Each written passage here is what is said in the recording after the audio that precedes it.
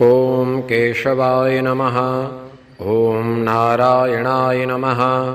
ॐ माधवाय नमः। ॐ गोविन्दाय नमः। ॐ विष्णवे नमः। ॐ मधुसूदनाय नमः। ॐ त्रिविक्रमाय नमः। ॐ वामनाय नमः। ॐ श्रीधराय नमः। ॐ ऋषिकेशाय नमः। ॐ पद्मनाभाय नमः।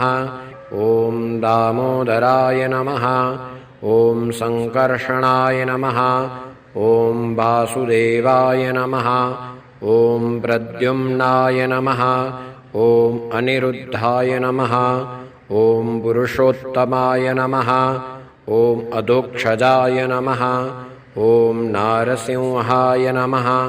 ॐ अच्युताय नमः। ॐ जनार्दनाय नमः।